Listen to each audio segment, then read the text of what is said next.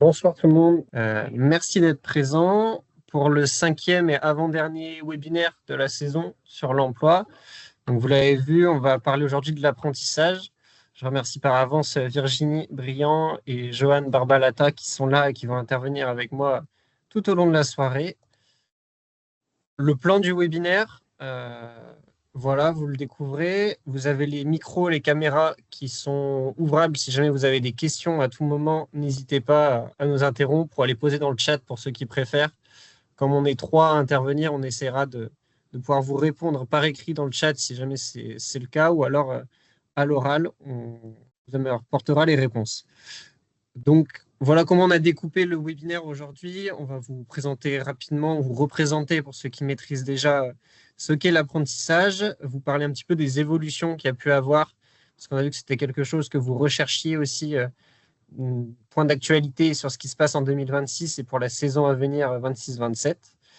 Et puis derrière, on vous présentera en deux temps différents le fonctionnement au niveau du coût financier et des aides, puisque vous l'avez aussi beaucoup demandé, et les formations éligibles dans le basket avec le centre de formation des apprentis de la fédération. Voilà.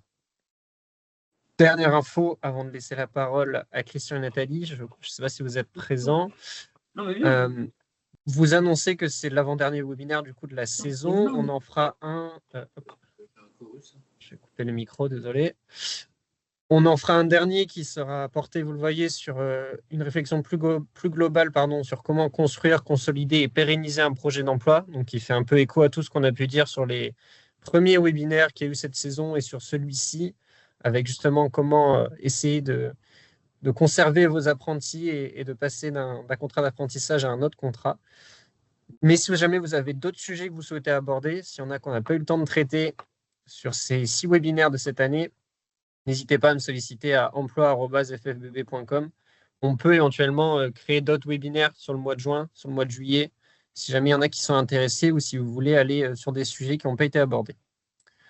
Voilà ce qu'il en était. Je vais laisser la parole à Christian et à Nathalie pour pouvoir introduire le sujet du jour et puis après on attaquera dans le vif du sujet.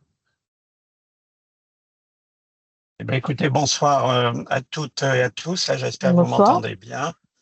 Je suis en voiture, mais je rassure tout le monde, je suis en stationnement parce que j'enchaîne après sur une autre visio, donc je vous quitterai un peu avant 18 heures. Donc, bienvenue à tout le monde. Bon, ce webinaire, donc, je redis pas ce que Gabriel a expliqué, hein, c'est l'avant-dernier d'une série sur un thème qui nous tient très à cœur au niveau de la Fédération française de basket, puisque vous le savez peut-être depuis maintenant 3 ans, on monte véritablement en puissance dans le domaine de l'apprentissage avec notre CFA, Centre de formation d'apprentis, et en très étroite collaboration avec pratiquement toutes nos ligues régionales dorénavant. Il n'en reste plus qu'une, mais qui va nous rejoindre pour la saison prochaine. Donc sur 2026-2027, toutes nos ligues régionales auront au moins une de leurs formations confiées aux bons soins, j'allais dire, de notre CFA fédéral. À ce jour, on regroupe un petit peu plus, on le reverra, de 500 apprentis, beaucoup de sessions de formation sur l'ensemble de nos territoires et une montée en puissance qui nous laisse présager peut-être d'atteindre, voire de dépasser les 700 apprentis la saison prochaine, ce qui fait quand même de nous un CFA d'une taille tout à fait significative. Et ça, c'est vraiment grâce au travail que l'on mène en très étroite relation avec nos ligues régionales et puis évidemment nos clubs qui participent à tout ça dans les différentes formations que vous verrez tout à l'heure. Dernier point, l'apprentissage, c'est un sujet financier aussi, c'est bien évidemment de la formation, de la pédagogie, mais c'est aussi un sujet financier qui fait l'objet de débats nombreux. Vous avez pu le voir au moment alors on ne peut pas dire du vote du budget, mais de l'adoption du budget de notre État par la procédure du 49.3. Il y a quelques modifications qui sont plus ou moins impactantes. et croisons les doigts pour la suite, et notamment l'année 2027, où on n'a absolument aucune idée de la sauce à laquelle nous serons mangés. Voilà. Il faut savoir quand même que l'emploi dans le domaine du sport est quelque chose de très important. Le nombre d'employeurs dans le domaine sportif augmente beaucoup, et notamment en termes d'apprentissage. Voilà. Donc vous allez, pour ceux qui connaissent déjà, ça va vous remettre des choses à jour.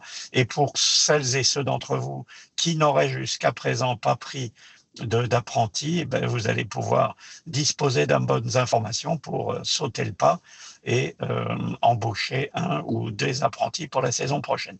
Voilà, je ne fais pas plus long, je vous souhaite un bon webinaire et je laisse ma collègue donc Nathalie Moreau, qui est présidente de la commission emploi, vous dire un petit mot un petit peu plus technique que le mien. Voilà, bon webinaire. Merci Christian, bonjour à tout le monde. Alors Christian, tu as bien résumé et surtout effectivement indiqué que au niveau donc de la fédération, nous avons un CFA avec des UFA au sein de pratiquement toutes les ligues aujourd'hui qui relèvent et qui doivent vous permettre de trouver en tout cas toutes les formations d'éducateurs et voir même au-delà, mais Virginie vous expliquera tout ça tout à l'heure. Moi, je voulais juste rajouter qu'effectivement, on peut au sein de nos structures accueillir bien évidemment d'autres apprentis dans d'autres branches et d'autres domaines, notamment, voilà, je pense au secrétariat, à l'administratif ou encore un peu plus loin pour les structures qui sont plus structurée et plus importante. Moi, je tenais juste à préciser que l'apprentissage est une bonne option quand effectivement on a un réel projet, surtout un projet de création ensuite et de pérennisation d'emploi qui fera l'objet du prochain webinaire d'ailleurs. Mais aussi, voilà, c'est une alternative aussi à une première embauche. Par contre, effectivement, et vous allez le voir dans le déroulé de ce webinaire, il répond aussi à des contraintes, notamment effectivement un apprenti, ça coûte pas trop cher, de plus en plus cher, puisque comme le disait Christian, voilà, les aides sont très dégressives ces derniers temps.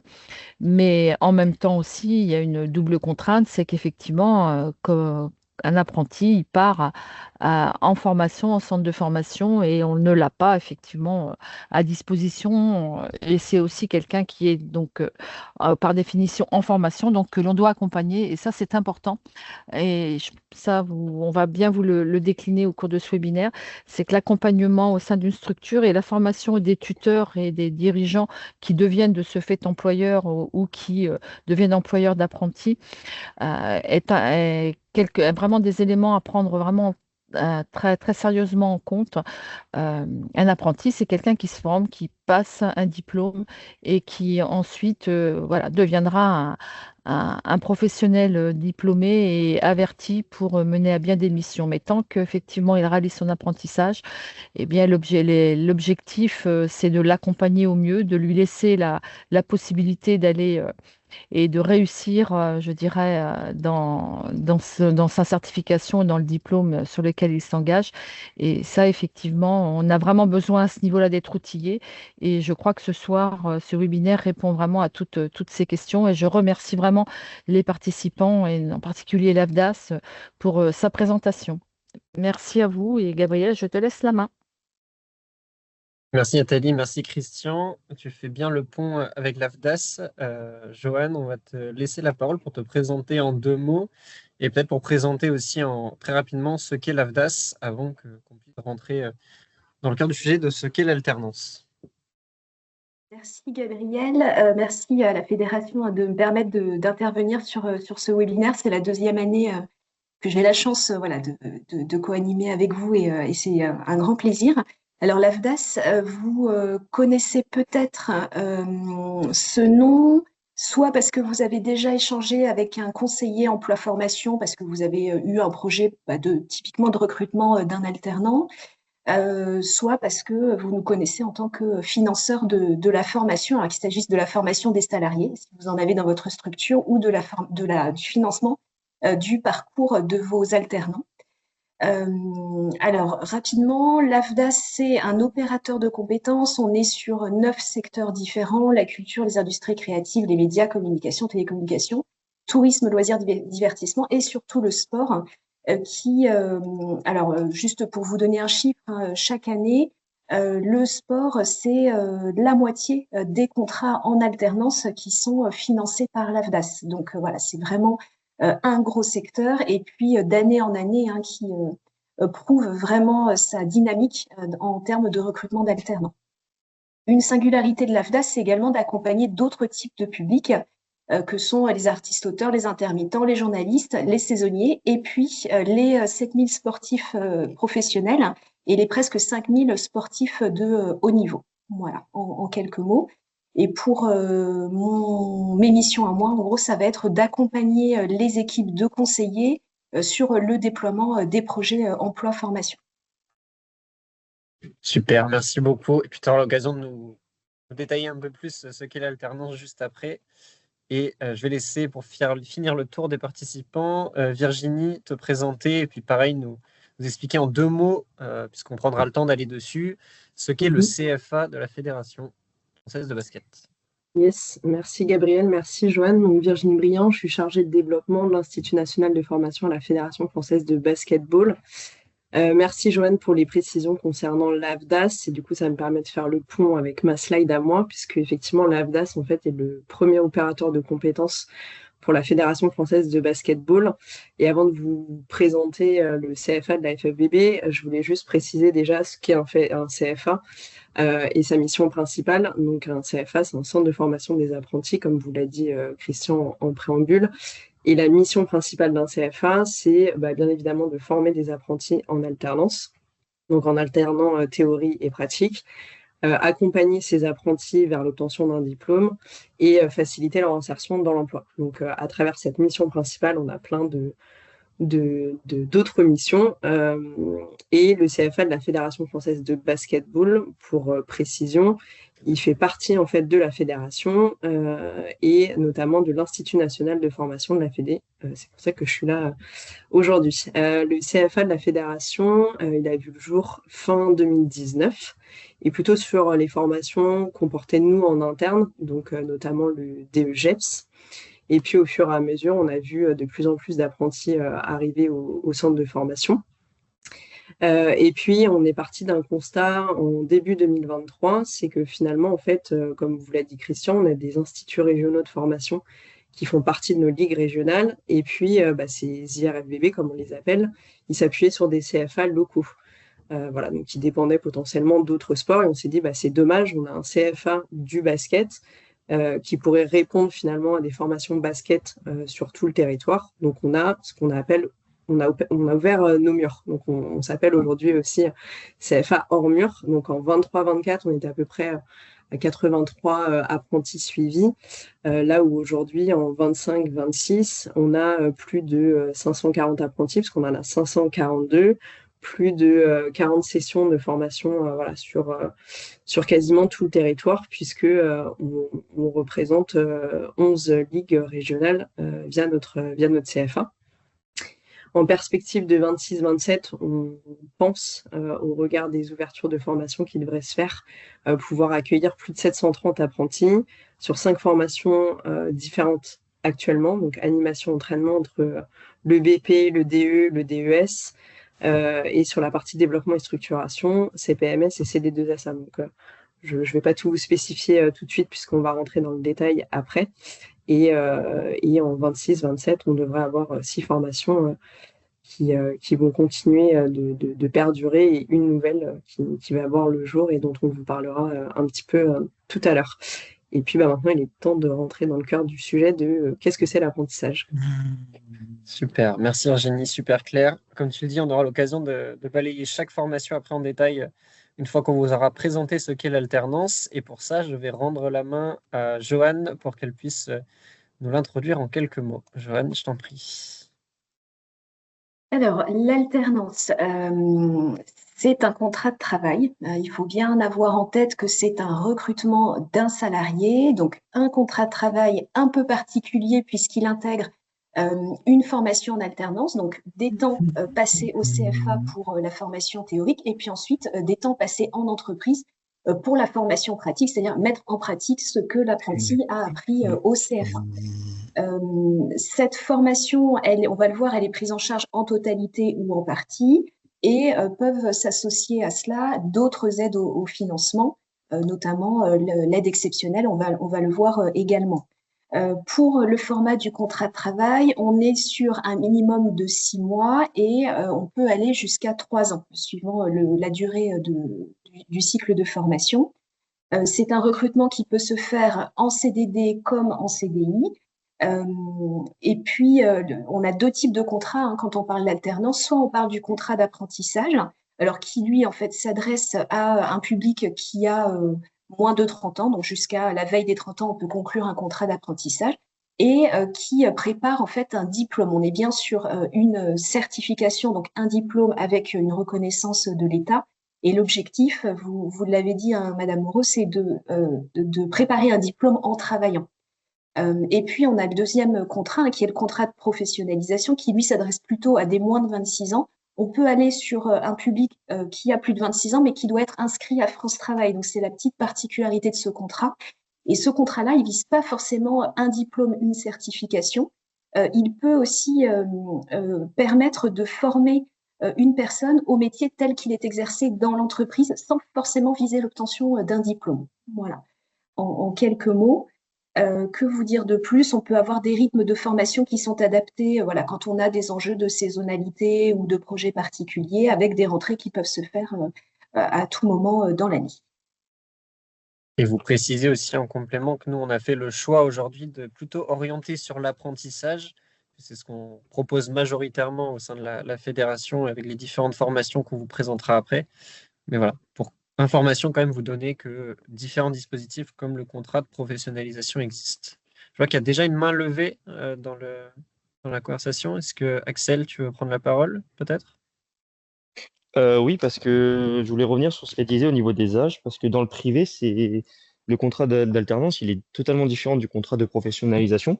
Et au niveau, ne serait-ce qu'au niveau des grilles salaires, qui est un point important, je trouve, mais au niveau des âges qu'elle a mentionné, donc je voulais voir s'il y avait une spécificité du coup de ce fait par rapport au fait que ce soit des associations, ou alors si on a des entreprises de basket qui soient, du coup, est-ce qu'on doit différencier association avec un critère différent et une grille différente ou professionnel? C'est bizarre, ça. Le micro. Alors, je ne suis pas certaine d'avoir bien saisi votre question. C'est en gros, si vous êtes sous statut associatif, est-ce que le critère d'âge s'applique, c'est ça, en fonction du diplôme du contrat qui Non, est… en fait, quand vous avez indiqué que niveau de l'âge, donc au niveau du contrat de professionnalisation et de l'alternance, nous, dans le privé, on a un peu de critères différents par rapport à ça. Surtout au niveau des critères d'âge. Du coup, ma question, c'était est-ce que le milieu associatif a des critères différents et donc une grille tarifaire différente de celle du privé? Alors, en termes de rémunération, alors pour moi, non, il n'y a pas de différence. Mais on va en parler un petit peu plus loin. C'est la même grille. En fait, ce sont des minima des pourcentages de SMIC ou de SMC. Et ça s'applique à la fois pour une association que pour une autre entreprise voilà, du secteur privé. D'accord. Parce que moi, le contrat de professionnalisation, on peut le faire au moins de 26 ans. Est-ce que c'est possible aussi de le faire ou là, on est vraiment bloqué aux 26 ans? Alors, de façon générale, il s'adresse le contrat de professionnalisation à un public qui a moins de 26 ans. Et quand on souhaite recruter une personne qui a 26 ans ou plus, il faut s'assurer qu'elle est inscrite à France Travail avec un numéro d'inscription. D'accord, ok, merci. Désolé du dérangement. Il n'y a pas de souci. Joanne, on te laisse continuer sur l'alternance. Oui, alors, on l'a dit, c'est un contrat de travail. De ce fait, ça confère un statut salarié à la personne que vous recrutez, qu'il s'agisse d'un apprenti ou d'un salarié en contrat de professionnalisation. Aujourd'hui, on est sur un focus apprentissage. Cette personne-là bénéficie des mêmes avantages que les autres salariés, si vous en avez déjà dans votre structure, notamment en termes de tickets restaurant, d'horaires de travail, des autres règles qui s'appliquent dans l'entreprise. La particularité de cette personne-là, donc on est sur le rythme de l'alternance, sur un contrat qui peut être plus ou moins long. Et donc, quand vous le recrutez, vous, employeur, vous vous engagez à lui fournir une formation. Donc, c'est le CFA qui va la dispenser. Et en contrepartie, l'apprenti s'engage à s'impliquer dans sa formation, puisque l'objet du contrat, c'est bien d'obtenir le diplôme à l'issue du parcours de formation. Et Madame Moreau, vous le disiez, il doit être accompagné tout au long de sa formation par un maître d'apprentissage. On verra quelles sont les conditions, les prérequis pour devenir maître d'apprentissage, mais effectivement, c'est un critère important. Il faut qu'on ait vraiment une personne qui soit en capacité à la fois d'intégrer l'apprenti, de lui permettre de prendre ses marques et de monter en charge, en fait, l'accompagner dans sa montée en compétences, et puis d'être capable aussi de faire le lien avec le CFA, puisque c'est cette personne-là qui va être le point finalement focal entre l'entreprise, le CFA et l'apprenti. Si je peux me permettre de compléter ce que dit Joanne par rapport à ça, dans notre branche du sport aussi, le but c'est de venir décharger des bénévoles et de professionnaliser de plus en plus notre branche. Alors sur cette slide, j'ai voulu vous donner quelques points de repère. Voilà, une photographie très rapide en fait des métiers, des certifications. Alors par certification, on entend diplôme reconnu par l'État.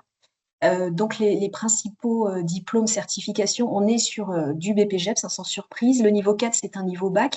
En fait, c'est souvent la clé d'entrée pour des métiers, les métiers réglementés qu'on trouve dans le sport. Et on a en deuxième position le négociateur technico-commercial, voilà, qui met en évidence aussi le besoin d'aller sur de la gestion, du développement commercial, aller chercher du développement sur d'autres activités. Et puis en troisième position, on a tout ce qui tourne autour de l'animation et la gestion de projets dans le secteur sportif. Et ça, je pense que c'est quelque chose qui se développe depuis quelques années.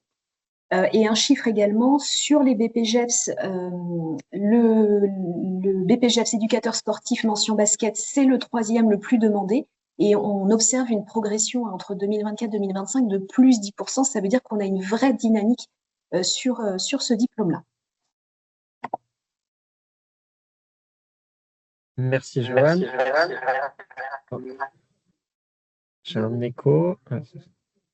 Est-ce que vous m'entendez mieux comme ça? Bon, ça m'a l'air OK. Merci Joanne. On va avancer du coup sur ce que ça veut dire devenir employeur d'apprentis avec deux slides qu'on va vous apporter. La première, c'est une slide, je te laisse aller dessus Joanne, sur les démarches en tant qu'employeur, puisque devenir embaucher un apprenti, c'est réellement devenir employeur, donc s'impliquer dans de la professionnalisation, structurer le club avec des obligations légales à respecter. Et une deuxième slide que tu évoquais juste après sur justement le fait d'encadrer et de tutorer la personne.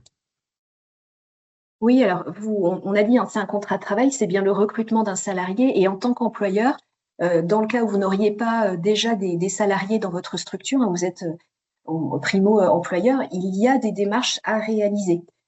Comme pour n'importe quel salarié, la déclaration préalable à l'embauche, la signature du CERFA, qui est le contrat de travail qui vous lie à l'apprenti, à déposer auprès de l'AFDAS, parce que l'AFDAS, en fait, analyse le contrat, vérifie qu'il répond aux dispositions légales et réglementaires, et se porte garant finalement, quand il enregistre et qu'il finance le contrat, que le contrat de travail répond bien aux dispositions légales et qu'il peut donc être financé à ce titre-là. En parallèle de ça, donc comme n'importe quel employeur, vous devez créer un registre unique du personnel, souscrire à la mutuelle, l'affiliation à la caisse de retraite, la visite médicale qui suit l'embauche, et puis le document unique d'évaluation des risques professionnels. Donc toute une série de démarches pour rester bien dans les clous quand vous recrutez votre premier salarié ou votre premier alternant. Tous les mois, en tant qu'employeur, vous allez éditer un bulletin de salaire pour cet apprenti qui est salarié et déclarer justement ce salarié dans la DSN. Voilà, ça c'est important de le garder en tête parce que cette DSN derrière, c'est ce qui va permettre à l'agence qui verse l'aide exceptionnelle de s'assurer tous les mois que votre apprenti il fait toujours bien partie de vos effectifs et que donc la rémunération est versée, et en contrepartie de vous verser à vous l'aide exceptionnelle justement pour aider en fait le recrutement de cet apprenti. Si vous ne complétez pas votre DSN, l'aide est suspendue. Voilà, sachez-le, c'est important. Et donc, vous avez des solutions qui peuvent vous aider, vous appuyer en termes juridiques notamment. Je ne sais pas si Gabriel, il y a un petit mot à dire, mais sachez qu'il peut y avoir des relais pour vous aider, puisque voilà, c'est peut-être nouveau pour vous cette mission d'employeur. Moi, je voulais compléter justement pour essayer de dédramatiser un peu tous ces grands mots et sigles qui peuvent faire peur, de vous dire qu'il y a en effet pas mal de choses et d'obligations légales à respecter quand on devient employeur, mais que même si ça peut paraître lourd comme ça, vous pouvez être accompagné déjà d'un côté, le CFA de la fédération vous accompagne justement sur tout ce qui va être réalisation du CERFA et avec des logiciels dont vous parlera Virginie plus en détail juste après. Et vous aussi, vous faire comprendre qu'il y a une possibilité d'être soutenu par plusieurs personnes différentes, que ce soit au niveau du service emploi. Ici, on peut vous accompagner facilement pour réaliser tout ce qui est des URP, pour vous accompagner dans les démarches que vous allez mener, si jamais vous avez des questions là-dessus, ou si vous voulez faire vérifier vos documents, voir que vous êtes bien en ordre. Et puis, vous avez aussi tous les aides au niveau local, on va dire territorial. Vous avez certains CROSS, certains CDOS qui peuvent accompagner à la réalisation des fiches de paye. Vous avez l'offre de l'URSSAF avec le chèque emploi associatif. Enfin, voilà, vous avez des solutions, vous n'êtes pas tout seul là-dessus. On vous a remis des contacts à la fin, mais ne prenez pas peur en voyant toute cette liste de choses à faire, parce que c'est pas si horrible qu'on a l'impression. Du moins, c'est ce que j'essaie de défendre. Je te rends la parole, Joanne, sur le tutorat, s'il n'y a pas de questions dans le chat ou s'il n'y a pas de questions à main levée. Ça a l'air OK. Allez, je reprends. Donc, Madame Moreau, pareil, vous en parliez, le tutorat, indispensable pour encadrer votre apprenti. Comme on est sur un contrat d'apprentissage, c'est un maître d'apprentissage qui va l'encadrer. Dans le cadre d'un contrat de professionnalisation, il s'appelle tuteur, mais ça peut être la même personne en fait qui encadre à la fois un apprenti, un salarié en contrat pro. Qui peut être maître d'apprentissage? Alors, ça peut être un salarié qui est volontaire et qui a la pédagogie pour transmettre justement ses compétences, son savoir-faire. Mais ça peut être également un employeur non salarié, donc gérant ou président bénévole, mais dans le cas où il y a dans les statuts, il y a un pouvoir d'embauche. Il faut que ce soit bien stipulé comme tel. Et ça peut être également le conjoint collaborateur de l'employeur. Alors attention, une fois qu'on a dit ça, pour pouvoir encadrer votre alternant, il faut que vous ayez soit un diplôme en lien avec la qualification qui est préparée par votre apprenti et un an d'expérience professionnelle, ou alors vous pouvez très bien ne pas disposer d'un diplôme en lien direct avec la qualification visée, mais vous avez au moins 2 ans d'expérience professionnelle pour pouvoir accompagner votre alternant. Je l'ai dit tout à l'heure, le rôle, accueillir, intégrer, communiquer avec le CFA, être l'interface vraiment en entreprise et en externe. Donc, ça peut, comment dire, il faut vraiment que vous preniez bien conscience, tu le disais Virginie, qu'il faut professionnaliser cette personne-là. Il y a des formations qui sont proposées parce que c'est pas inné, c'est des missions qu'il faut s'approprier. Et ça peut être aussi la personne qui parfois détecte peut-être des fragilités auprès de l'apprenti, qu'elles soient économiques, familiales, relationnelles. Mais voilà, vous avez un rôle aussi quelque part de vous assurer que les premiers pas de cet alternant dans la vie professionnelle en fait se déroulent correctement. Et puis vous n'êtes jamais seul. Le CFA, il y a une personne qui vous accompagne. Donc dans le cas où effectivement vous détecteriez une fragilité, n'hésitez pas à communiquer, à chercher des relais pour sécuriser le parcours de l'apprenti. Il y a des solutions qui peuvent être déployées et permettre à cette personne-là finalement d'aller au bout de son parcours sans décrocher en cours de route.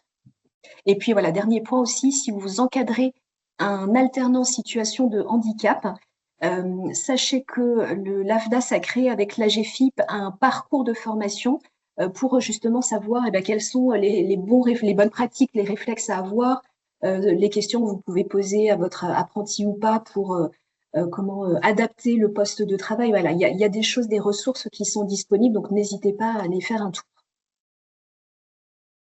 Je vais juste me permettre de rebondir sur ce que tu dis, Joanne.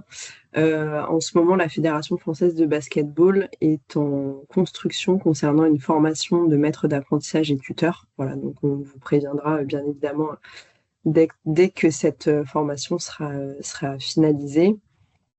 Et effectivement, comme tu le disais, le CFA de la Fédé est également là pour accompagner les tuteurs et les présidents ou présidentes de clubs. En général, si vous l'avez déjà vécu, il y a toujours en fait des webinaires en amont des inscriptions aux formations, et dès que la formation se lance, en général sur la première semaine de formation des stagiaires, il y a un point qui est fait sur la présentation de la formation en elle-même, des certifications, et il y a également des visites en structure qui vont être faites. C'est en principe deux visites par apprenti.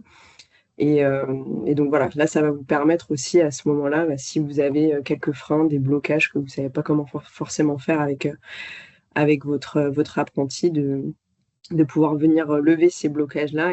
Et comme tu le disais, il ne faut surtout pas se priver de contacter ou le CFA ou bien la ligue dont vous dépendez si à un moment donné, il y a un frein avec votre apprenti.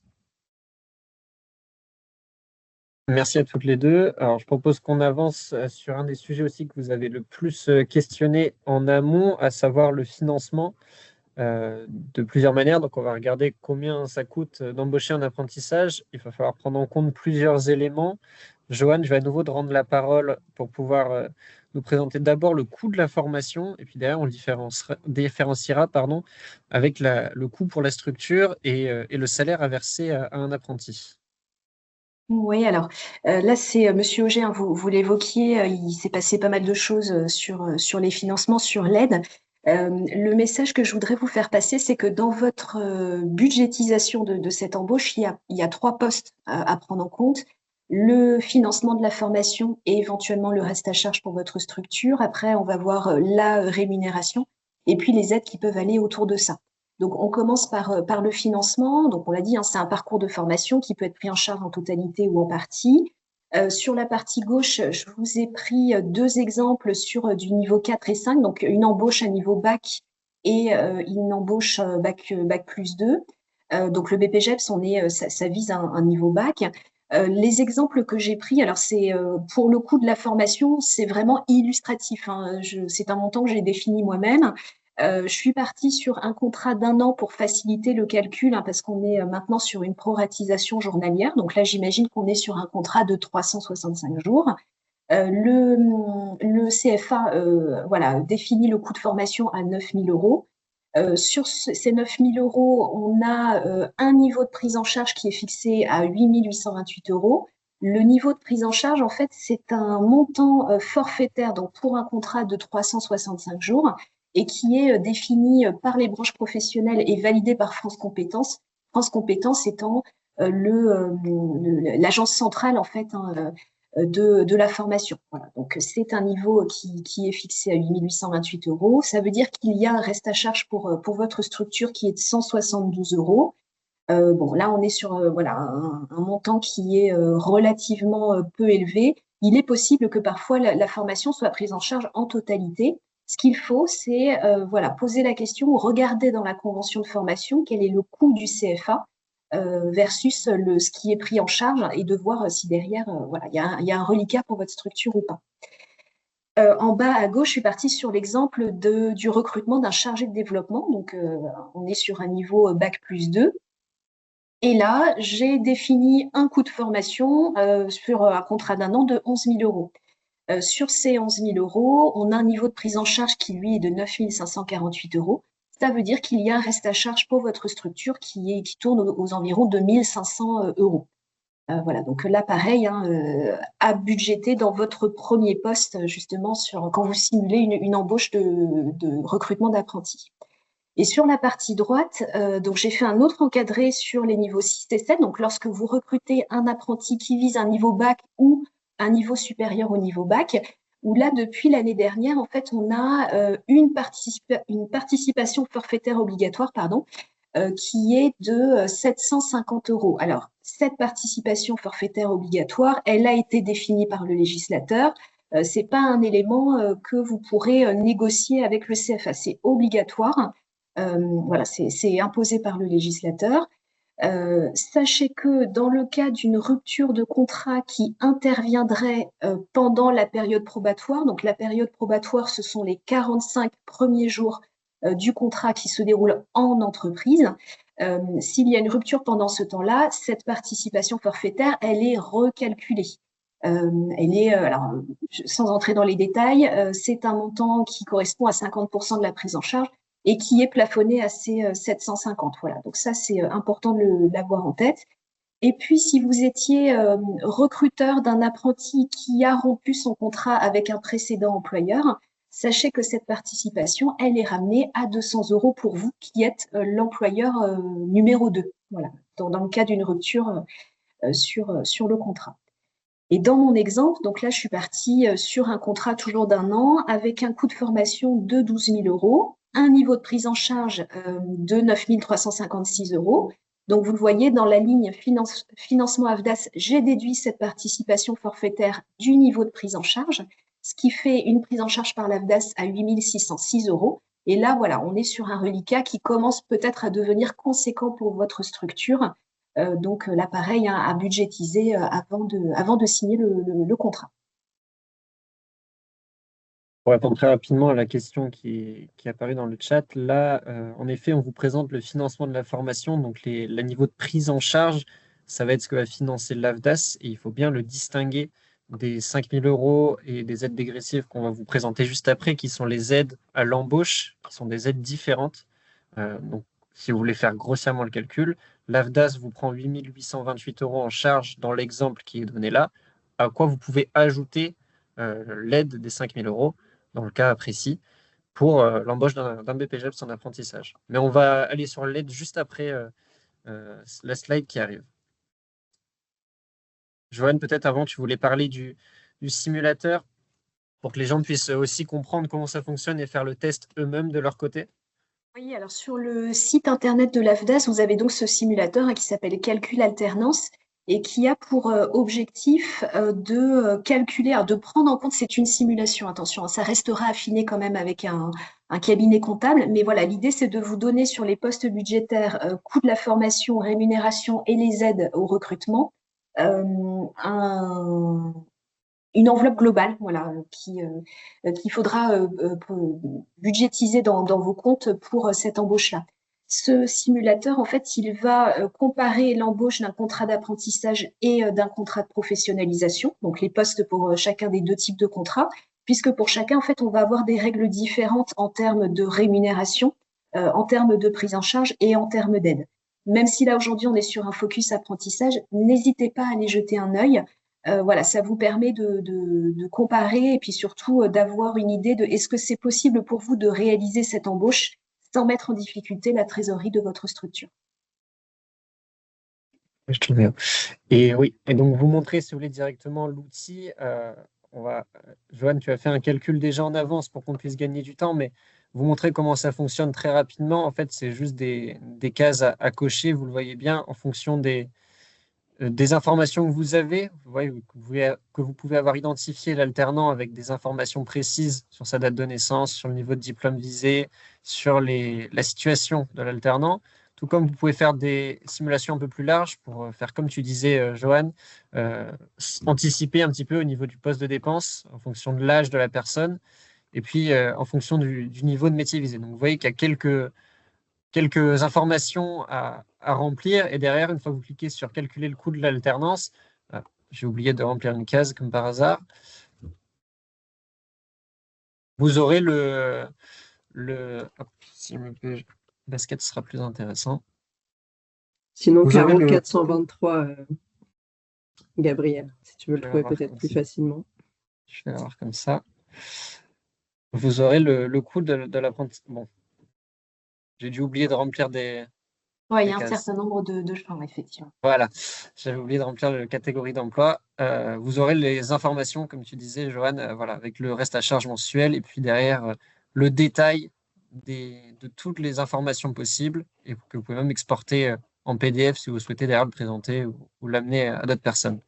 Toi, tu avais fait un exemple pour la présentation d'aujourd'hui que je te laisse détailler rapidement si tu veux pour qu'on puisse s'en rendre compte et voir si vous avez des questions par rapport à ça dans le chat. Oui, alors du coup, j'enchaîne. Donc là, on est sur l'embauche d'un apprenti qui prépare un BPGEPS, donc la clé d'entrée, le niveau bac. L'idée, c'est donc là, on a déjà identifié le candidat, donc on a sa date de naissance, on sait de quand à quand on veut l'embaucher. En gros, on a à peu près toutes les informations pour commencer à affiner déjà notre simulation. Et puis sur la rémunération, voilà, on sait que ce poste-là, on va être sur à peu près 9 500 € grosso modo. Et sur la partie droite, en fait, vous avez, alors là, c'est vraiment j'ai sélectionné une partie de la simulation, mais elle est beaucoup plus détaillée hein, dans l'export PDF. C'est de vous dire, bon, bah voilà, là, vous avez le coût PEDA. Donc, on sait que le coût de la formation, c'est 9 000 €. Ce qui est pris en charge, c'est 8 828. Donc, on a déjà ces 172 € de reste à charge sur la formation. Sur la rémunération, donc dès 9 000, presque 9 500, on a une aide à l'embauche puisqu'on est voilà, sur un niveau bac. Ça veut dire que, grosso modo, le poste de rémunération, on va être sur 4 500 €. Et puis, vous pouvez également bénéficier, dans la mesure où vous êtes une structure qui compte moins de 11 salariés, de l'aide à la fonction tutorale qui est maximum de 650 €. Voilà, donc ça vous permet de vous dire est-ce que oui ou non c'est réalisable pour moi cette embauche-là, avec les rémunérations qui sont mises à jour régulièrement quand on a un avenant à la convention collective. Voilà, donc ça vous permet d'avoir accès à cette info-là sans avoir besoin d'aller dans la convention collective rechercher le dernier avenant. Vous êtes à jour. Voilà. Merci Joanne. Et puis, vas-y Virginie, tu voulais compléter. Ouais, je me permets juste parce qu'il y a des questions intéressantes dans le chat et je me dis pour ceux qui regarderaient le replay et qui n'auraient pas accès à la conversation, il faut bien différencier les 5 000 € d'aide à l'embauche qui vont être exposés juste après là, par Joanne et la prise en charge des frais pédagogiques, donc le financement de la formation. Le financement de la formation, donc les frais que vous a présenté Joanne avant et notamment les 8 828 € pour un BPGEPS, ces montants-là, en fait, ils sont fixés par France Compétences et ensuite validés ou non par la branche professionnelle tous les ans. Et pour vous expliquer en fait le fonctionnement, c'est 8 828 €, en tout cas avec le fonctionnement du CFA de la fédération. Quand vous signez la convention de formation par apprentissage, on vous demande si vous nous donnez mandat de gestion, ce qu'on appelle mandat de gestion et donc subrogation, pour qu'en fait la DAS nous paye directement ces 8 828 €. Donc vous n'avez rien à débourser puisque nous, en tout cas en 25-26, il n'y a pas de reste à charge, sauf dans le cadre du DES GEPS, puisque Joanne vous l'a dit, pour le niveau 6, il y a 750 € de participation obligatoire. Voilà, donc ça, on ne peut pas faire différemment. Et les 5 000 €, ils seront versés pour l'aide à l'embauche par l'agence de services de paiement. Et là, Joanne va vous en parler tout de suite. J'espère que c'est un peu plus clair, mais c'est vrai que c'est pas toujours évident de différencier. Virginie, Oui. on peut peut-être préciser effectivement que pour ceux qui ont déjà pris des apprentis, qui ont l'habitude, en fait, c'est une nouvelle disposition. C'est vrai que jusque-là, les frais pédagogiques sur un BP étaient pris en charge. Donc, on n'avait pas de reste à charge, donc ça se passait entre l'AFDAS, entre le CFA, et puis bah, nous, derrière, on signait le CERFA, et effectivement, on avait l'aide à l'emploi derrière. Et c'est vrai que là, bah, du coup, il y a une petite modification qui effectivement arrive, c'est qu'il y aura une contribution, il y a une petite contribution de toutes les structures sur les frais pédagogiques, ce qui était quand même avant, qui n'existait pas, quoi. Exactement. Donc, c'est peut-être aussi ce trouble qu'il peut y avoir pour ceux qui ont déjà et qui ont l'habitude de prendre des apprentis. Ouais, cette disposition, elle date de juillet 2025, donc elle est plutôt récente et on est bien, elle s'applique dans le cas où vous embauchez un apprenti qui vise un niveau bac plus 3. Donc il y a quand même d'autres diplômes auparavant qui vous permettent de réduire, voire pas avoir de reste à charge du tout, hein, ça dépend. Mais voilà, il faut quand même le garder en tête. Donc là, on arrive sur le 3e poste budgétaire, hein, les aides à l'embauche qu'il peut y avoir autour justement du contrat d'apprentissage. Alors du coup, Monsieur Auger, vous en parliez, ça a fait aussi l'objet de débats et c'est pour ça que cette aide, en fait, elle a été décalée dans le temps. On ne l'a pas eu au 1er janvier, le décret a été publié le 7 mars et donc c'est pour les contrats qui sont conclus à partir du 8 mars et qui démarrent au plus tard le 31 décembre. Donc, sur un niveau infra-bac ou bac, on est sur 5 000 euros. En gros, ça ne change rien par rapport à l'aide qu'on avait l'année dernière. Attention, ça change à partir du BTS, où là, on est sur 4 500 euros. Et puis ensuite, les niveaux 6 et 7, voilà, vous voyez, c'est dégressif en fonction du niveau de diplôme. On est sur 2 000 euros, tout simplement parce qu'en fait, l'État recentre son aide financière sur des niveaux entre le niveau bac et le BTS. Hein. L'idée, c'est voilà, de favoriser l'insertion dans l'emploi et ça commence par du niveau bac. Donc, l'effort, il est surtout porté sur ces diplômes-là. Dans le cas où vous embauchez un apprenti en situation de handicap, on est sur une aide de 6 000 euros. Voilà, quel que soit finalement le niveau de diplôme. Donc, ça vaut peut-être le coup, lorsque vous recrutez, de faire savoir que voilà, vous êtes une structure qui peut mettre en place des adaptations, notamment avec les aides AGEFIP, mais faites savoir voilà, que vous avez une oreille attentive pour les apprentis en situation de handicap. 80% des handicaps sont invisibles et parfois il n'y a pas d'adaptation particulière, mais voilà, sachez que vous pouvez avoir une aide qui est un petit peu plus poussée. Cette aide-là, je le disais, elle est versée mensuellement dans la mesure où vous avez bien déclaré en DSN l'apprenti dans vos effectifs et sa rémunération. Voilà, donc important.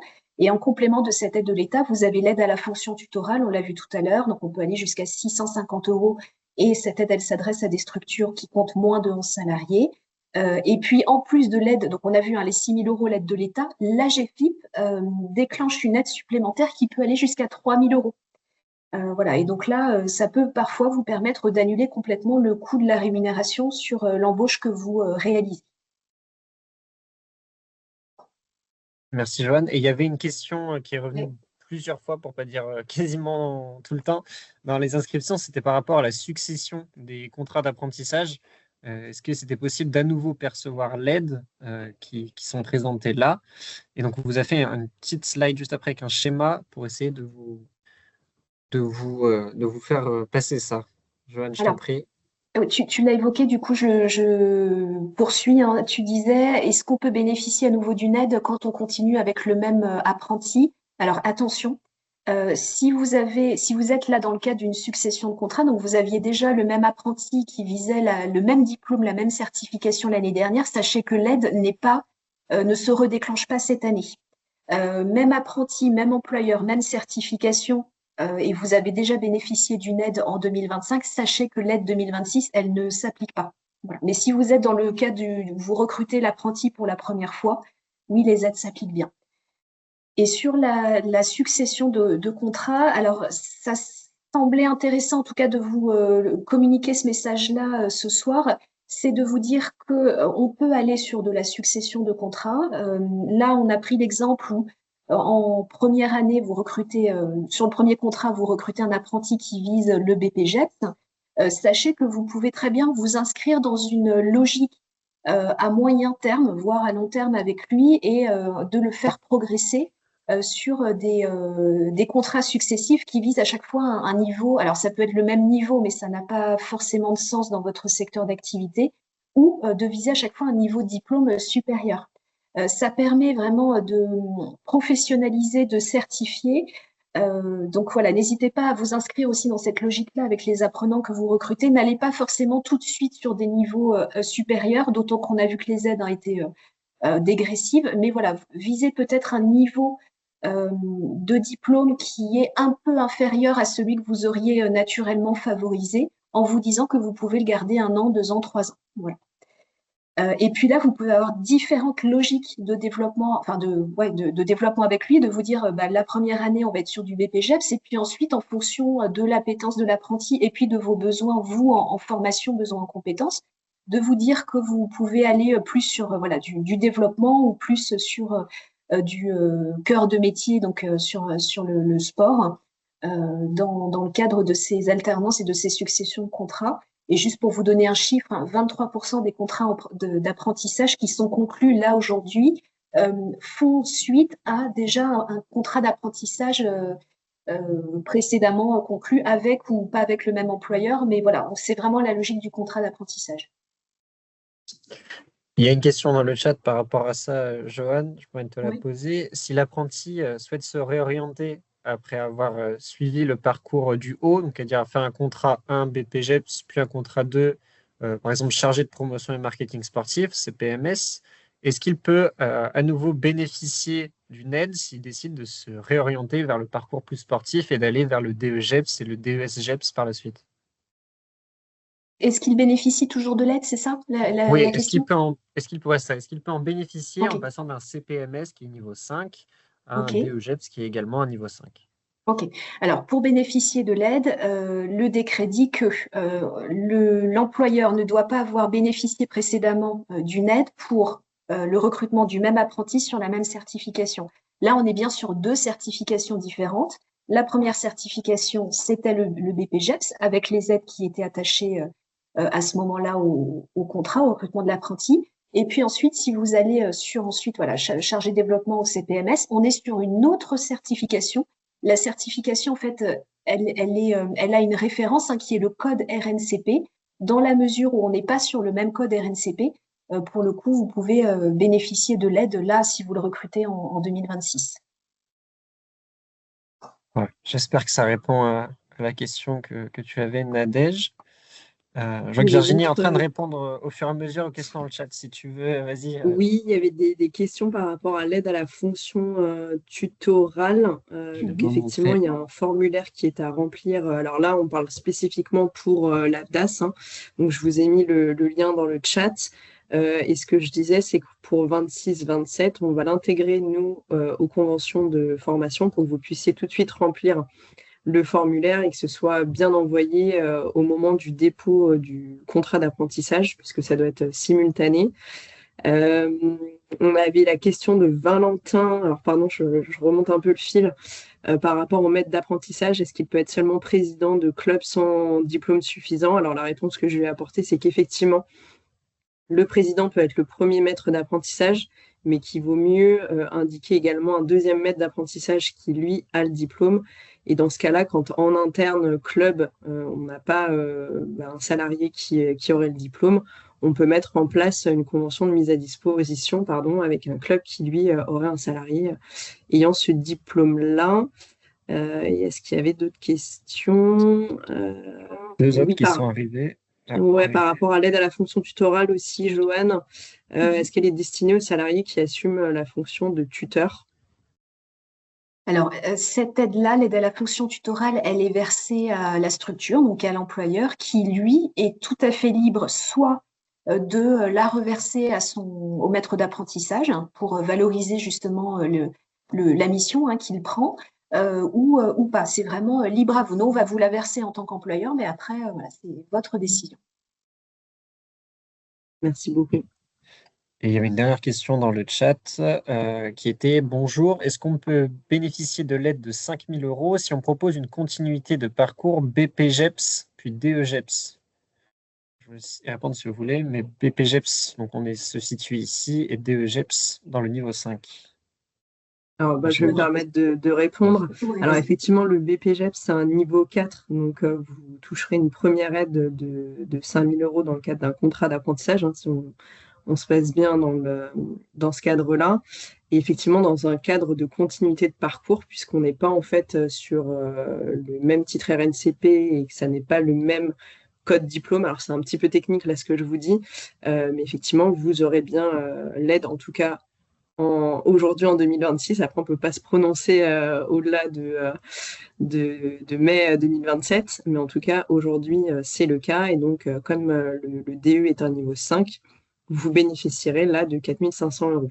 Donc l'aide est un peu réduite quand vous passez sur un DEGEPS.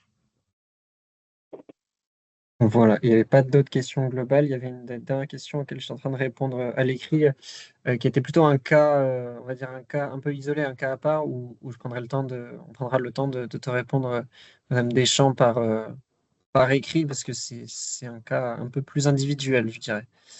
Je vous propose qu'on avance, parce qu'il est déjà 19h25 sur les formations éligibles à ces sujets-là et à tout ce qu'on vous a montré, à l'alternance et aux aides financières. Si vous avez des questions encore pour Johan ou sur le fonctionnement et les obligations légales, n'hésitez pas.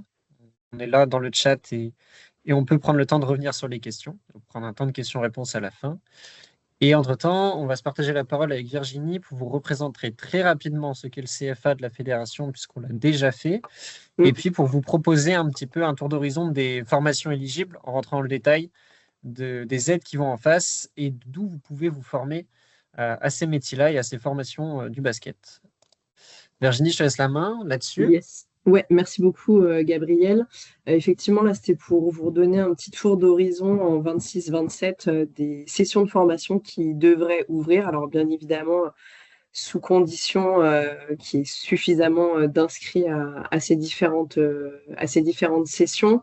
Donc, ça représenterait sur tout le territoire plus de 700 apprentis pour 26-27, plus de 50 sessions de formation et 6 formations différentes représentées. Alors là, on vous a mis sur la carte les formations liées à l'animation, l'entraînement, au développement et à la structuration, sauf le TTBB, donc la formation technicien territorial de basketball, qui a été habilité assez récemment par France Compétences pour la fédération, donc en janvier. Et aujourd'hui, les différents organismes de formation qui souhaiteraient déployer cette formation TTBB eh bien, sont en cours d'habilitation. Donc voilà, aujourd'hui, on ne vous l'a pas mis sur la carte, mais vous voyez l'ensemble du reste des formations qui vont ouvrir. Donc, je vous le disais en préambule, par rapport à l'animation et l'entraînement, donc on a 4 formations différentes aujourd'hui. Le BPGEPS basketball, le technicien territorial de basketball, le DEGEPS basketball, le DES. Et dans le cadre du développement et de la structuration, on a la formation chargée de promotion en marketing sportif et le chargé de développement de structures sportives associatives. Et donc, on rentrera dans le détail avec Gabriel à la suite. Ouais, il y avait juste un sujet qui a été remis dans le chat et qu'on n'a pas forcément évoqué en détail, mais qui avait été questionné tout à l'heure et plusieurs fois dans le déroulé, dans l'inscription, c'était par rapport au salaire de l'apprenti. Je vais me permettre de vous remettre juste rapidement le tableau qui vient des services publics, donc qui est le tableau reconnu sur comment fonctionne la rémunération minimum d'un apprenti. On vous le disait que c'était un pourcentage basé sur le SMIC ou dans notre cas, pour le sport, du salaire minimum conventionnel, le SMC, que vous verrez peut-être passer, parce qu'il est plus avantageux que le SMIC en l'occurrence. Vous voyez que le SMIC est à 966 € si on prend cet exemple-là. De mémoire, le SMC, le salaire minimum conventionnel de la branche du sport, est à 979 €. Donc il y a un petit delta, mais il y a un delta quand même qui sur toute l'année fait une petite somme. Et voilà, vous montrer comment ça fonctionne, c'est-à-dire qu'on va regarder l'âge de la personne qui est en apprentissage et le nombre d'années sur lesquelles elle a été apprentie pour pouvoir calculer un pourcentage du SMIC. Ça, ce sera le salaire minimum mensuel brut minimal d'un apprenti. Et encore une fois, si vous souhaitez verser 1 000 € au lieu de 979, en l'occurrence, c'est un choix que vous pouvez faire et qui vous appartient.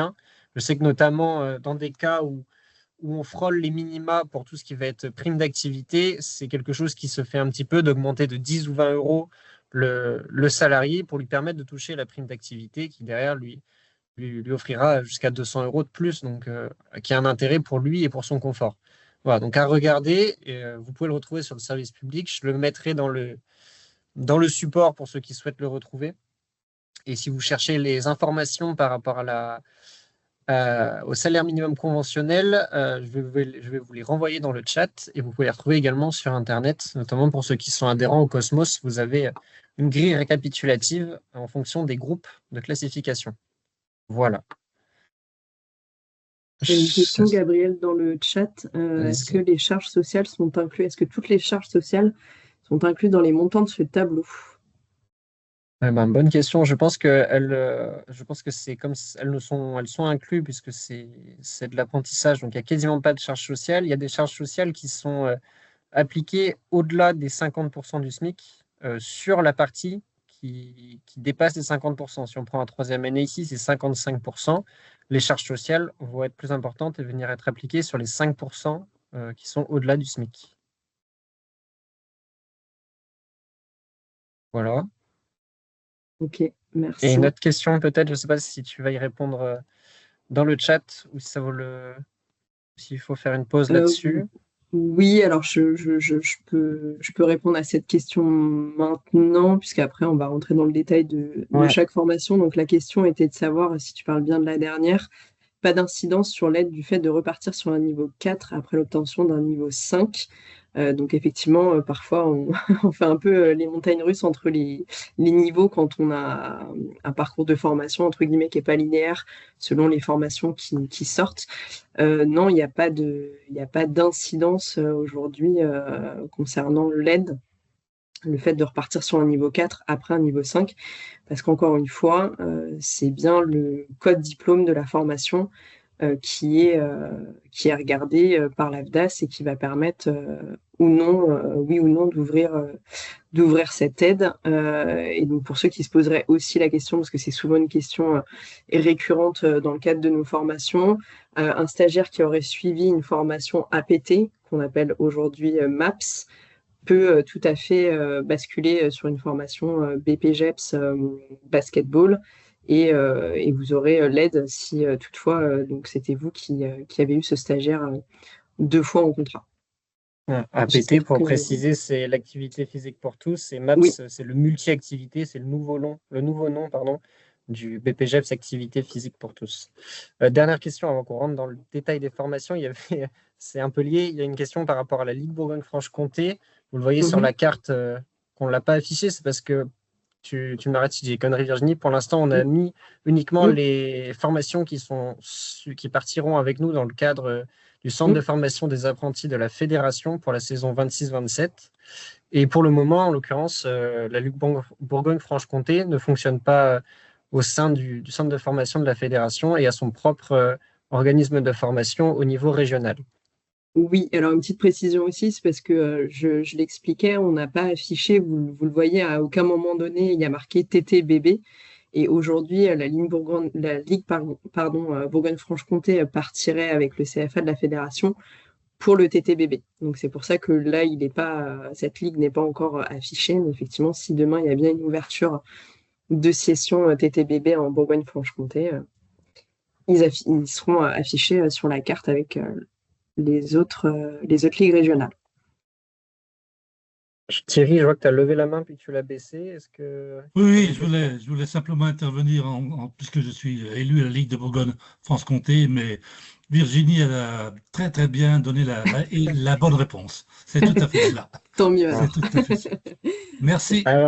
Alors on avance et avant d'entrer dans le détail de chaque formation, vous expliquez aussi, là on vous a présenté sur la carte juste avant qu'on travaillait avec différentes régions et différentes ligues régionales, que Virginie, tu puisses peut-être amener le fonctionnement et comment on fonctionne avec les instituts régionaux de formation.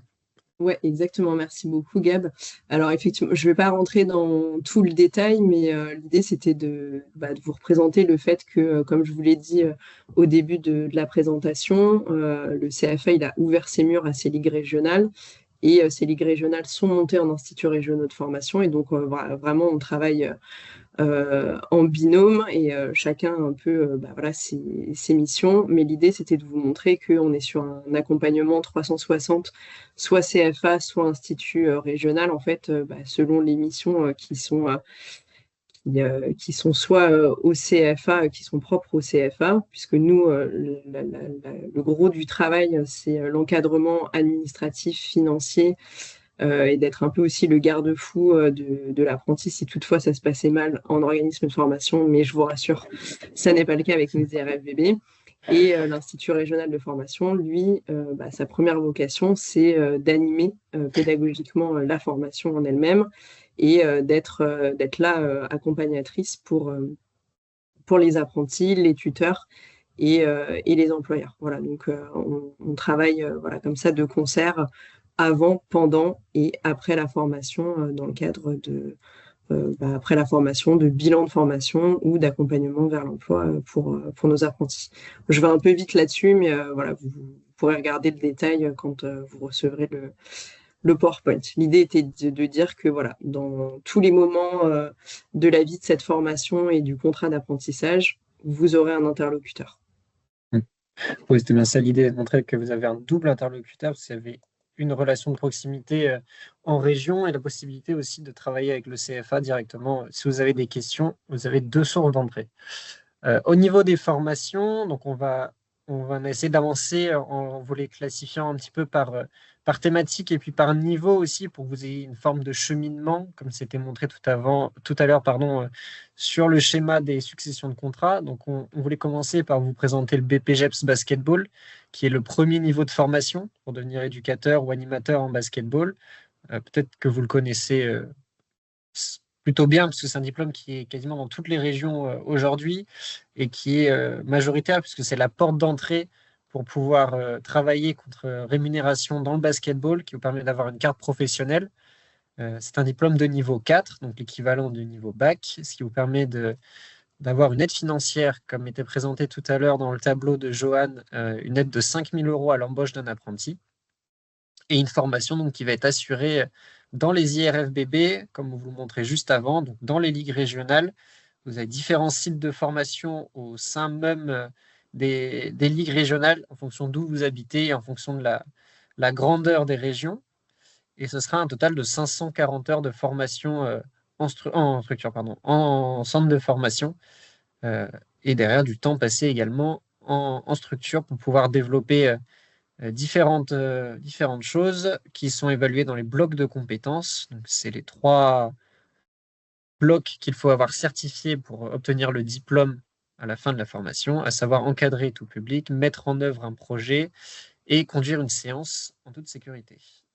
Les débouchés, elles sont assez simples puisque c'était ce qui était présenté sur la première ligne.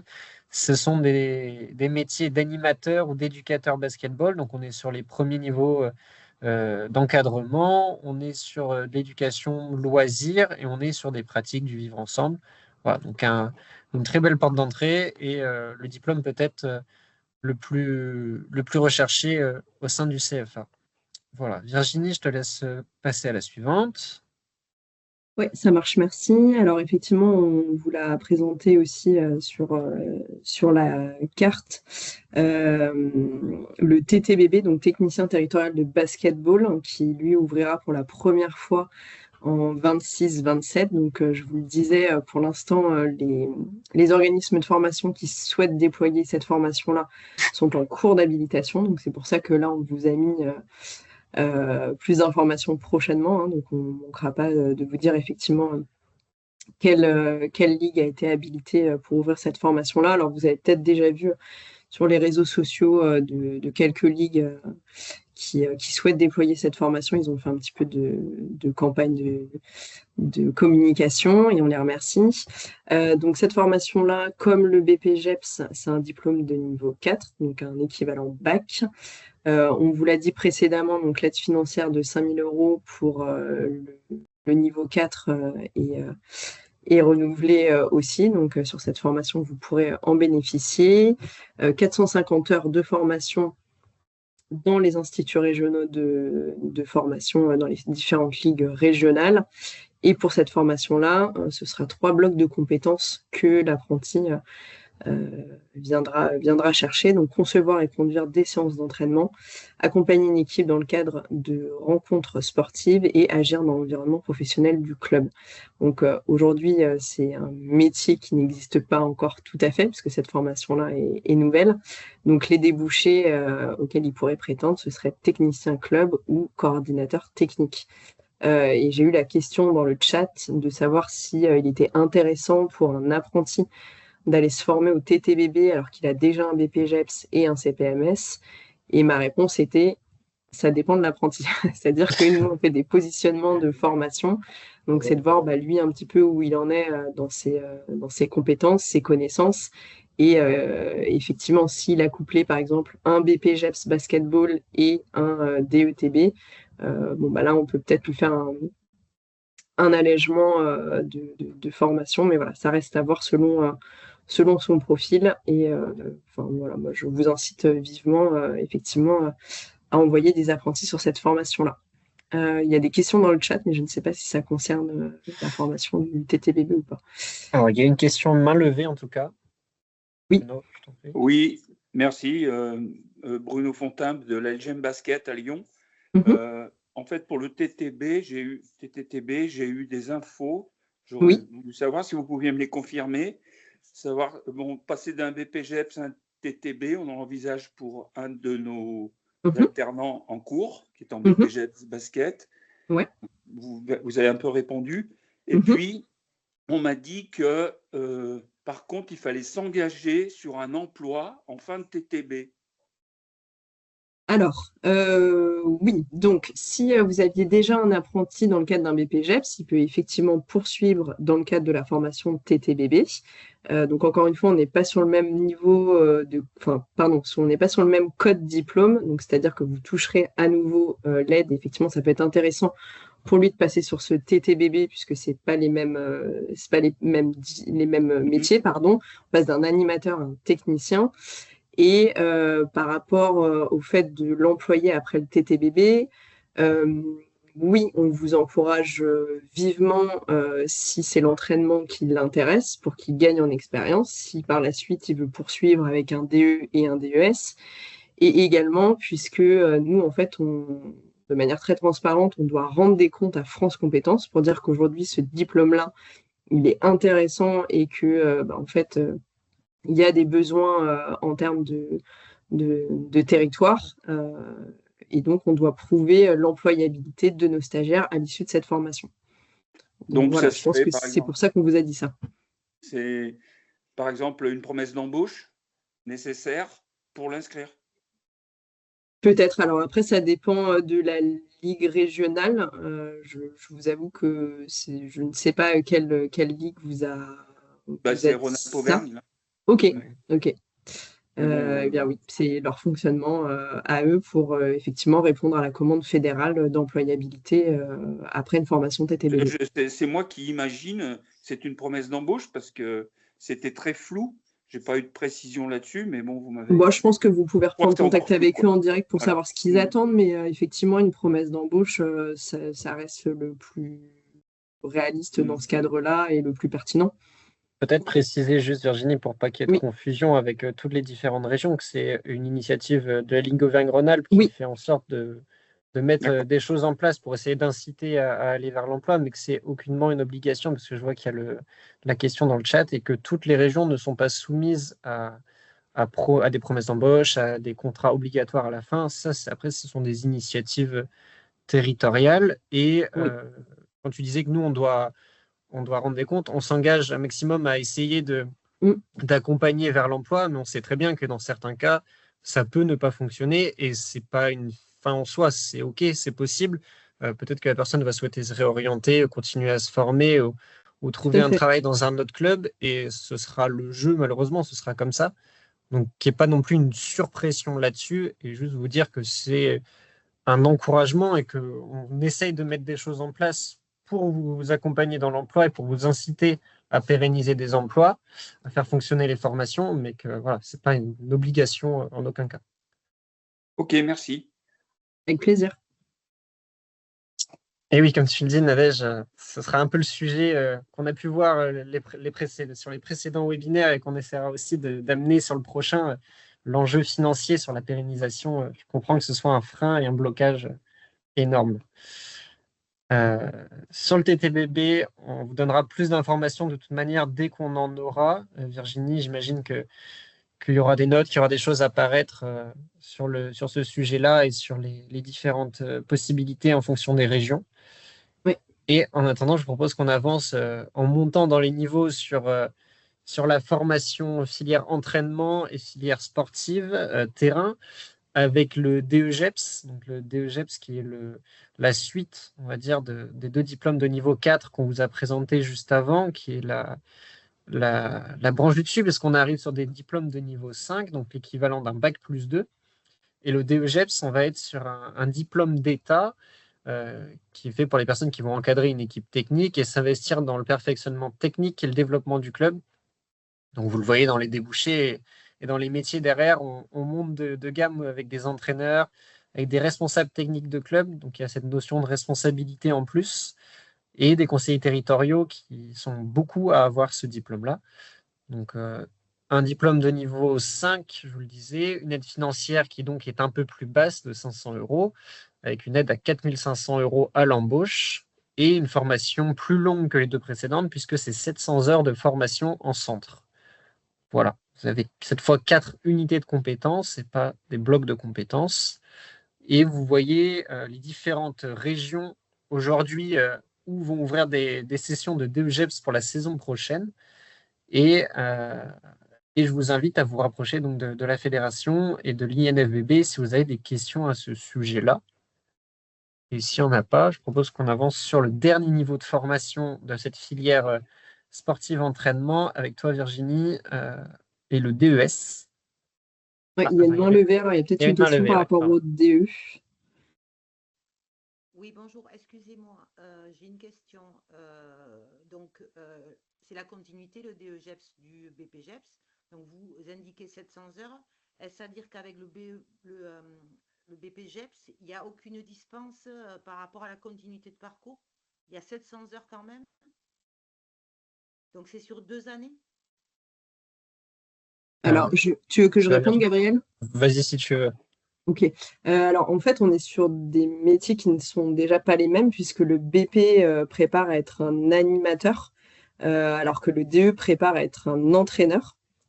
Donc là, on est sur une équipe technique et on s'engage dans le perfectionnement vraiment technique.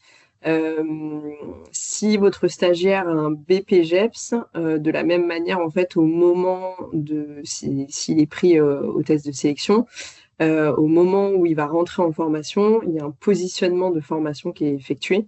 Donc, selon les compétences qu'il pourrait déjà avoir, il pourrait être allégé de formation. Par contre, il ne pourra pas être allégé, je pense, de certification. Voilà, donc c'est une suite de parcours. Oui, non, je ne parlais pas de certification. Je parlais d'allègement de formation, de session de formation. Ça va dépendre de son profil. D'accord. Mais ça veut dire que de toute manière, le DE, même avec un BPGEPS en niveau 4, il aura quand même 2 ans de plus à faire en alternance. Alors, s'il veut aller effectivement sur un DE, un DES, oui, il aura 2 ans de plus à effectuer, oui. Mais la formation se fait en 1 an, le DES. Oui, la formation se fait en 1 an en DE et en DES aussi. Ça, je n'avais pas compris. D'accord, oui. La formation, elle se fait en 1 an. Oui, tout à fait. D'accord, ok, je n'avais pas compris ça. Très bien. C'est très rare aujourd'hui les formations qui se font en 2 ans, en tout cas chez nous. Okay. Actuellement, on n'en a plus. Mais, toutes les formations qu'on vous a présentées et qu'on va vous présenter se déroulent sur 1 an. Et de toute manière, si vous avez des formations en 2 ans, au niveau de l'aide financière, ce ne sera pas de toute façon quelque chose qui fonctionnera sur 2 ans. 700, ça doit être assez dense quand même. Ça l'est. C'est assez dense. Ouais. Mais on est sur des formations aussi, il faut le comprendre, c'est que le DEGEPS, c'est le DES encore plus juste après.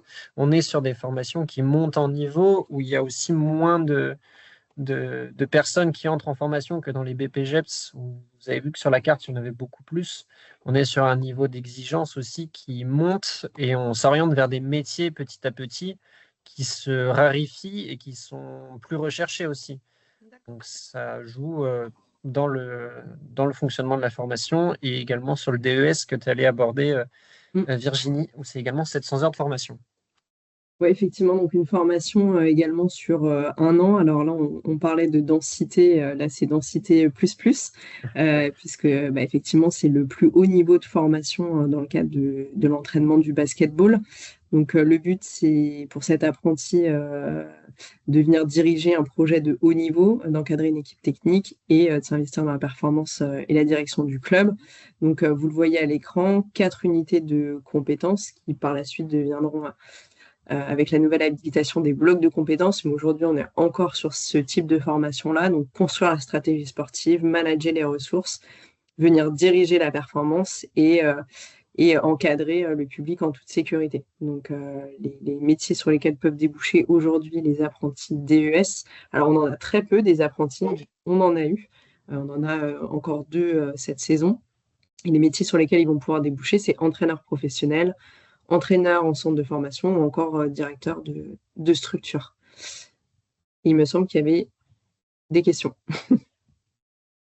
Il y en avait juste une, c'était par rapport au positionnement du TTBB par rapport au DETB. Ce que j'étais en train d'écrire avant que, que tu poses la question, c'était de dire que, en effet, le TTBB s'en rapproche sur certaines compétences qui vont être abordées, mais que le TTBB, c'est bien un diplôme professionnel contre lequel on peut exercer, avoir un contrat de travail, une carte professionnelle, demander un salaire et être rémunéré. Là où le DETB, on est sur un diplôme fédéral, donc qui est géré par la fédération et qui n'est pas reconnu comme un diplôme professionnel contre lequel on peut travailler contre rémunération avec une carte professionnelle, etc. Voilà. Et de la même manière, Virginie, tu m'arrêteras si je me trompe ou tu compléteras, mais les personnes qui ont passé les CS du DETB peuvent aussi, sur le positionnement de formation, bénéficier d'un allègement sur le TTBB, sur le DE, puisqu'ils auront aussi des compétences obtenues de manière fédérale et qui seront regardées au moment du positionnement. Oui, tout à fait. On a terminé pour les formations qui sont sur la filière sportive actuellement. Donc, vous avez vu cette montée, on en a 4. Donc, BPGEPS pour les premiers niveaux d'animation, d'éducation, d'encadrement. Le TTBB, qui est un nouveau diplôme que vous allez découvrir sur la saison qui arrive. Et derrière les 2 niveaux où on va monter crescendo, le DEGEPS, diplôme d'État de la jeunesse, de l'éducation populaire et du sport, qui est sur le niveau 2, donc niveau 5, pardon, donc Bac plus 2, et le DES, qui est le diplôme le plus élevé de la filière, avec un niveau équivalent Bac plus 3, Bac plus 4, donc niveau 6. Mais on a également 2 métiers, enfin 2 diplômes à vous présenter, qui sont des diplômes plutôt de développement. Et là, Virginie, je vais te rendre la main sur ces 2 diplômes-là. Oui, ça marche, merci. Alors, ce qu'on appelle, nous, le CPMS, donc c'est chargé de promotion et marketing sportif. Donc, c'est un diplôme aujourd'hui qui est raccroché à un diplôme de négociateur technico-commercial et que nous, on a vraiment connoté sport. Et le but de cet apprenti-là, c'est de vous donner de la visibilité et, on l'espère, de venir faire rentrer de l'argent dans votre structure. Donc, vraiment, c'est la personne qui va concevoir des stratégies de communication pour vous donner cette visibilité-là, ou encore organiser des événements, une fois de plus, pour faire rentrer de l'argent, créer de la visibilité, et qui va venir gérer la relation avec les sponsors et potentiellement venir trouver de nouveaux partenaires. Donc, c'est une formation de niveau 5, donc Bac plus 2, encore une fois. L'aide financière, vous l'avez à l'écran. Le nombre d'heures de formation, aujourd'hui, s'élève à peu près 530 heures, qui peut un petit peu varier selon la ligue régionale qui porte le diplôme. On vous a mis à l'écran les possibles sessions qui devraient rouvrir en 26-27. Et là, on a 2 grands blocs de compétences pour l'obtention de ce diplôme. C'est l'élaboration et la mise en place d'une stratégie de prospection et la négociation et le développement des partenaires commerciaux. Donc là, sur ces métiers-là, on n'est vraiment plus dans le cadre de l'animation et de l'entraînement, comme vous en avez souvent l'habitude. C'est des métiers de responsable partenariat, responsable événementiel ou encore chargé de communication. Et à différencier donc avec le diplôme suivant. Oui, le CD2SA, donc lui, c'est le chargé de développement d'une structure sportive associative. C'est un nom un peu long, mais effectivement qui regroupe vraiment tout ce qu'il va pouvoir développer dans le cadre de sa structure. Moi, j'aime bien dire que c'est un peu le couteau suisse du club. Ça va être un peu le bras droit du président ou de la présidente. C'est vraiment celui qui va aider à toute la structuration et le développement de votre club. Donc, c'est une formation qui se fait à minima 602 heures de formation, qui est déployée sur 12 mois. Alors, j'ai menti tout à l'heure parce que j'ai dit qu'il n'y avait pas de formation en 2 ans, mais celle-ci fait 15 mois en Auvergne-Rhône-Alpes actuellement. Donc, elle est un petit peu plus longue, mais ça leur permet aussi de mieux appréhender finalement les différents modules de formation et d'avoir un projet de développement qui soit intéressant et pertinent pour votre structure. Et 4 blocs de compétences dans le cadre de cette formation-là. On a tout l'accompagnement du projet de développement, la gestion administrative et les ressources de la structure, et toute la gestion des activités et de leur équipement. Et là, un peu comme le CPMS, on a cette teinte événementielle, puisqu'on va demander aux stagiaires de venir organiser au moins un événement au sein de la structure dans le cadre de sa formation. Et les métiers sur lesquels ils peuvent déboucher aujourd'hui, c'est chargé de développement, comme son nom l'indique dans le cadre de la formation, ou directeur de club, ou encore responsable de structure.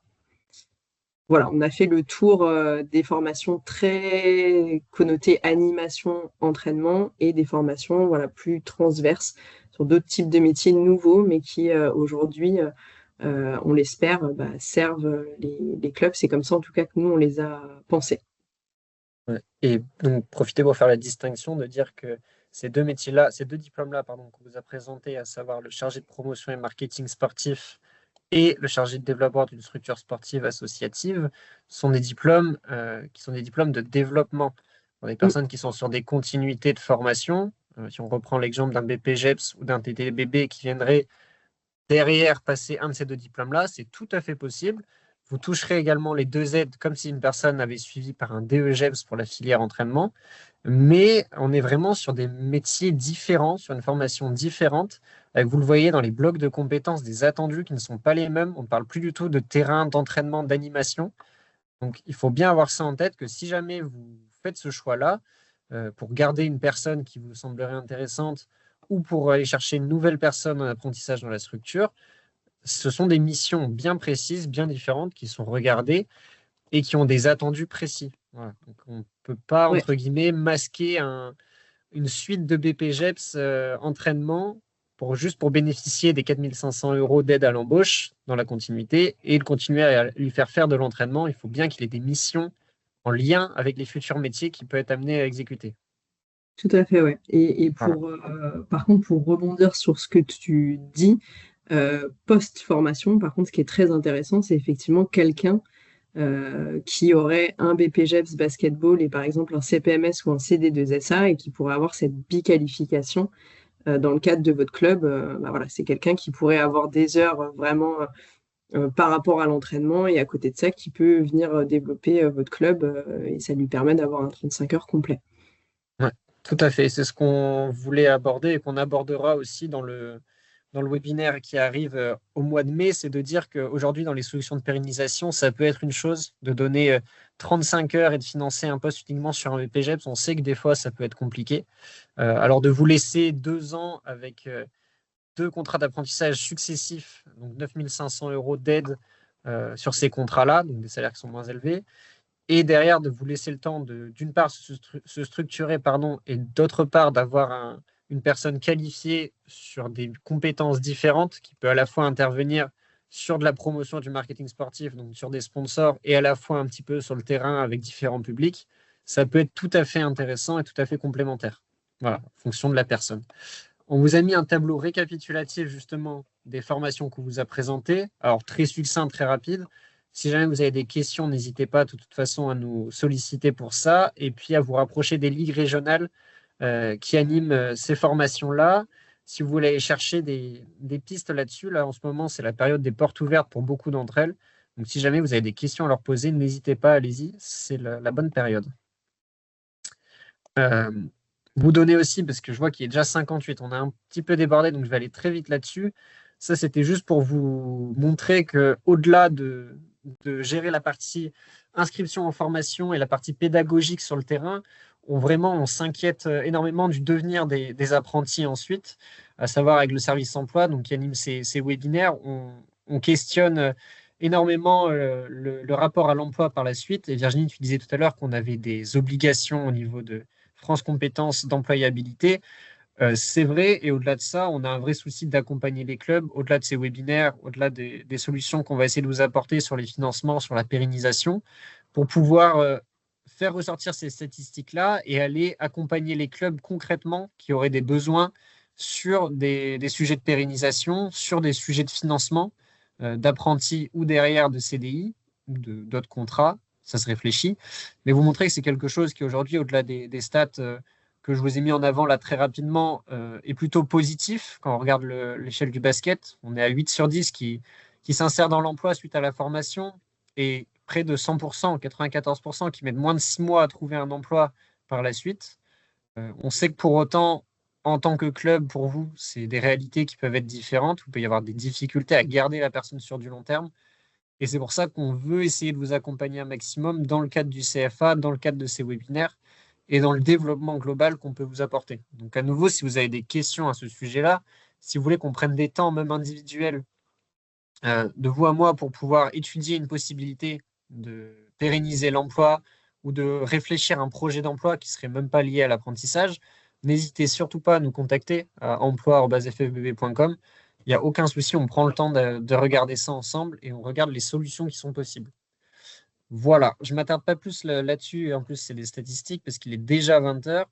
Pour vous redonner juste 2-3 outils afin de conclure et vous donner le lien du dernier rendez-vous, de vous dire qu'on utilise différents outils qu'on vous a mis dans le chat et qui seront disponibles avec le lien cliquable dans le support que vous recevrez demain matin. Donc à savoir 2 présentations, une sur l'apprentissage et une sur un guide d'embauche d'un apprenti, voilà, qui vous servira en 14 étapes qu'on a essayé de faire chronologiquement par rapport à l'établissement de la convention et du contrat de travail. Tout ce qu'il y a à faire en tant qu'embaucheur d'apprenti, qu'employeur d'apprenti, c'est plus joli, et toujours la boîte à outils dans laquelle vous pouvez retrouver d'une part toutes les solutions de financement liées à l'emploi, liées à la formation, donc l'apprentissage, le contrat de professionnalisation pour ceux qui souhaiteraient aller creuser aussi cette piste-là, une présentation en 8 onglets de chaque contrat qui existe dans le basket et dans le droit commun en général. Et puis, si vous voulez retrouver des fiches pratiques également, ça pourra vous servir sur les grilles de salaire, sur les classifications et sur toutes ces choses-là, sur des modèles de fiches de poste, si jamais vous êtes en recherche de ça. Enfin, pour conclure, les contacts, on vous les a déjà un petit peu donnés, mais si vous voulez noter l'adresse, allez-y, si jamais vous souhaitez nous contacter au sein de la fédération pour être accompagné sur ce sujet-là, donc cfa-ffbb@ffbb.com. ou l'adresse emploi@ffbb.com. Allez-y, n'hésitez pas à nous contacter. J'ai vu dans le chat, il y a certaines personnes qui ont saisi l'occasion, donc profitez-en. Au-delà de ça, vous avez également vos ligues régionales qui sont là pour vous accompagner. Donc à nouveau, si vous avez des questions sur la formation, sur la partie pédagogique, n'hésitez surtout pas à les questionner. Ils pourront vous accompagner et éventuellement construire les plans avec vous. Et côté AFDAS, peut-être que Johan, si tu es encore là, tu veux rajouter quelque chose? Rapidement, hein, il y a un maillage territorial, donc des conseillers qui viennent vous rencontrer en proximité sur votre territoire. Donc à contacter soit par votre portail Maya, vous faites une demande de contact, soit par le calcul alternance, vous demandez à être recontacté, soit par la plateforme téléphonique qui s'affiche sur cette slide. Voilà, donc n'hésitez pas à les regarder, même pour les clubs qui seraient en recherche de financement pour des salariés autres que ceux en apprentissage, pour le développement des compétences notamment. Il y a d'autres pistes qui existent sur le site de l'AFDAS. Voilà, on a essayé de respecter les timings. On est pile poil 20h02, on a légèrement dépassé. Je vous redonne rendez-vous quand même pour le dernier webinaire en l'état de la saison. Si jamais, à nouveau, vous avez des volontés d'aller sur d'autres sujets qu'on n'aurait pas pu aborder ou sur lesquels vous voulez revenir, je vous ai mis le lien, mais il ne fonctionne pas. N'hésitez pas à me le faire savoir, soit sur le formulaire d'inscription, soit par mail, encore une fois. On vous fera de toute façon un petit questionnaire très rapide à la fin de ce dernier webinaire pour savoir comment vous l'avez vécu et comment vous voulez qu'on avance par rapport à la saison prochaine. Est-ce que c'est le format qui vous convient ou est-ce que vous en préférez d'autres? Et donc, rendez-vous jeudi 21 mai. On essaiera de le tenir en 1h15 cette fois sur comment consolider et pérenniser un projet d'emploi. Voilà. Si vous avez quelques questions, on peut rester encore 5 minutes. Et puis, si vous n'en avez pas, c'était un plaisir à nouveau de vous présenter ça. J'espère que ça a été assez clair, que vous avez eu toutes les informations que vous recherchiez. Je vous remets le lien d'inscription pour le webinaire qui apparaît à l'écran dans le chat, cette fois avec le lien qui fonctionne. Si vous voulez déjà vous inscrire, il y aura une note de toute manière IFFBB qui sera publiée demain. Et je l'ai déjà dit, mais je le redis, je vous enverrai bien évidemment le support dès demain matin et le replay sera posté d'un côté sur la chaîne YouTube FFBB Formation avec tous les autres webinaires qui sont déjà passés, si vous voulez les retrouver d'ici demain ou d'ici lundi ou plus tard. Et j'en profite pour faire une petite pub et vous donner l'information qui sont également disponibles sur le site de la fédération directement. Vous pouvez vous inscrire directement depuis le site et vous pouvez retrouver tous les webinaires de cette saison et de la saison dernière. Voilà, si jamais vous voulez aller recreuser certains sujets. Je vois qu'il n'y a pas de questions, Donc, il ne me reste plus qu'à vous remercier. Merci à nouveau, Virginie, et merci à toi, Johan, pour vos interventions.